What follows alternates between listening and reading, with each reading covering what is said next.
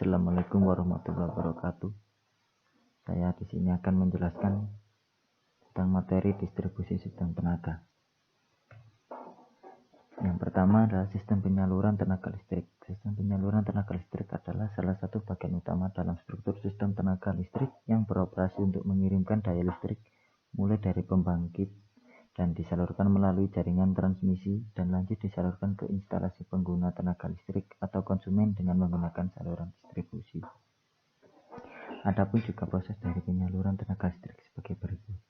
1. Pembangkit. 2. Transformator step up, dan dari transformator step up lanjut ke jaringan transmisi yang berupa saluran udara tegangan ekstra tinggi 500 kV. Kemudian ke transformator step down. Dari transformator step down ke saluran udara tegangan tinggi 150 kV. Dan dari sini ada dua pilihan. Yang pertama, dari saluran udara tegangan tinggi langsung ke industri. Dan yang kedua, ke trafo step down. Dan dari trafo step down diteruskan ke trafo jaringan tegangan menengah, yaitu JTM 20 kV. Dan dari tegangan menengah kemudian baru ke JTR, jaringan tegangan rendah, yaitu 220 volt. Dan tahap terakhir adalah ke konsumen listrik. Materi kedua adalah pengertian distribusi sistem tenaga.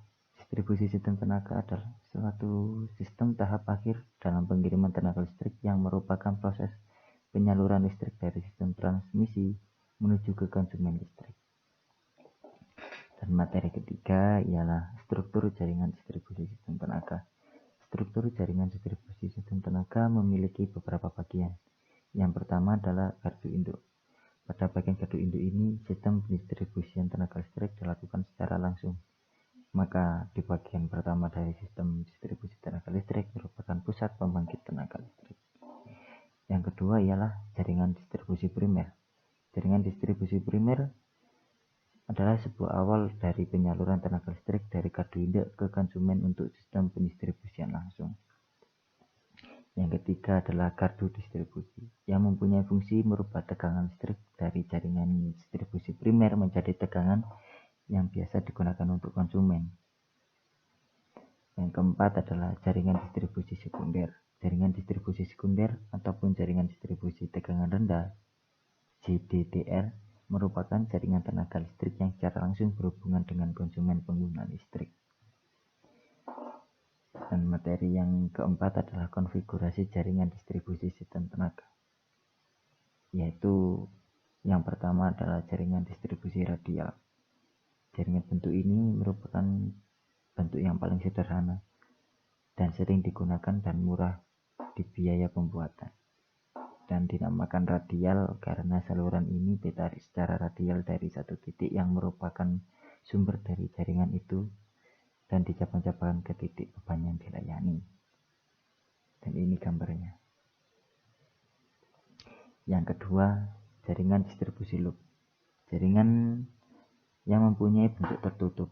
Susunan rangkaian saluran membentuk ring yang memungkinkan titik beban terlayani dari dua arah saluran, sehingga kontinuitas pelayanan lebih terjamin serta kualitas dayanya menjadi lebih baik karena resiko jatuh tegangan dan rugi daya di saluran jadi lebih kecil. Di bawah ini adalah gambarnya. Yang ketiga adalah jaringan distribusi spindle. Jaringan distribusi spindle merupakan saluran kabel tanah tegangan menengah atau SKTM yang penerapannya berada di kota-kota besar. Dan jaringan spindle ini cocok untuk memperkecil risiko kerugian akibat gangguan.